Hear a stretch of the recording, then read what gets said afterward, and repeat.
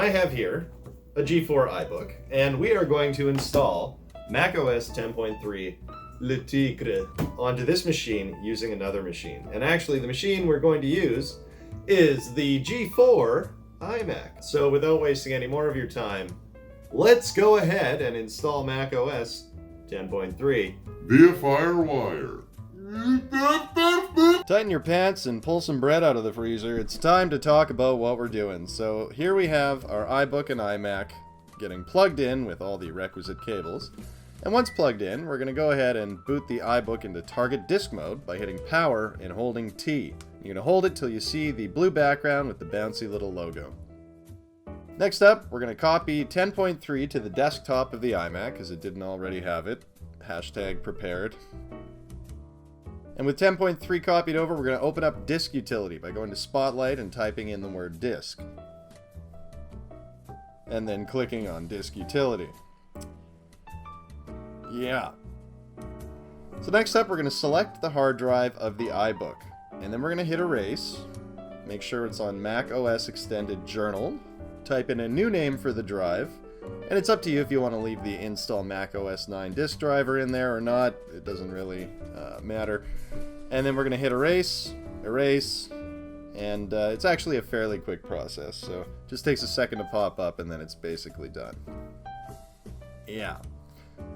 So with that hard drive erase, we're now going to create partitions, because what we need to do is install the OS install media onto one partition so that we can then boot to that and install it on the other partition using that actual installer file. So go ahead, create the two partitions, drag them to the size necessary. The OS we're using is just under 3 gigs, so I created a 3 gigabyte partition for that, and the remaining 6.5 gigs will go to the other partition. You hit the partition button, and then hit it a second time on the pop-up. This doesn't take very long either, because it's not really working with much data. Alright, so we have two partitions now, as you see. One is for the operating system, and the other one is for the rest of the storage on the computer. And under the Restore tab, we're going to drag down the partition we created for the OS into destination. Then we're going to drag the actual OS install file to source. Hit Restore, hit OK, enter your password if you have one, which we don't, and then you're going to have to sit through the actual restoration process, which isn't as bad as installing the whole thing, but it takes a while. It's a good opportunity to sit and reflect, and that's why I always keep a full-length mirror next to my computer. Alright, with the restoration done, we are finished with the iMac, and we can go right back to the iBook. So we're going to turn off the iBook. Unplug the Firewire cable, I believe. Yeah, there she is. And then we're just going to go ahead and turn her right back on. So this machine is going to boot into that OS install media partition, which is going to take us to the macOS install screen. Going to hit OK. And then you'll see here in a moment where the partition comes into play and why it's so important.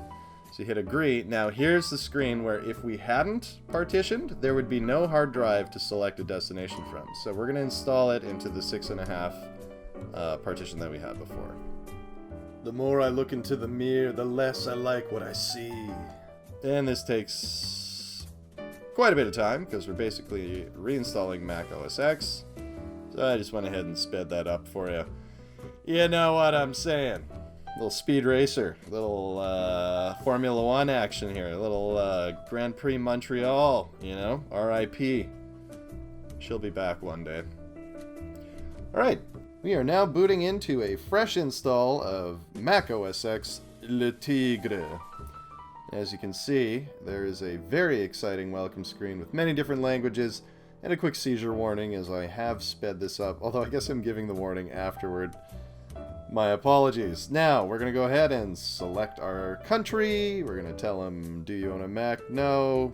Keyboard Canada. Internet? No. Registration information. You've all been through this process, I'm sure, when setting up your computer. And that's it. So put the bread back in the freezer and keep those pants on, because you've now got an iBook that you need to put some games on. Actually, that kind of rhymed. I didn't even mean to rhyme. You're welcome. So thank you for joining us on this exciting romp as we installed 10.3 onto this G4 iBook using a G4 iMac via Firewire. So if you're wondering what you just saw, that is it. Also want to give a shout out to Duke's Appleherd, a local collector here who originally taught me this method in the beginning. When the times were simpler. I had a lot of saliva in my mouth when I said simpler there. That was unusual. CompuLord will not have his day with this G4 iBook as we have now pulled it out of the hellfire that is his existence. And together, as we all know, we can defeat CompuLord. That's it for this week's video. Thank you so much for tuning in. Be sure to check out our older videos if you're interested in watching fun, lighthearted, retro tech stuff. Check out the links below for our social media and to support the channel. I almost bit my tongue when I said channel. I'm starting to mess up my words here, so we're going to call it here as well. Two uses of here in the same two sentences, basically. It's poor style. And I'll leave you with that thought. And also this thought.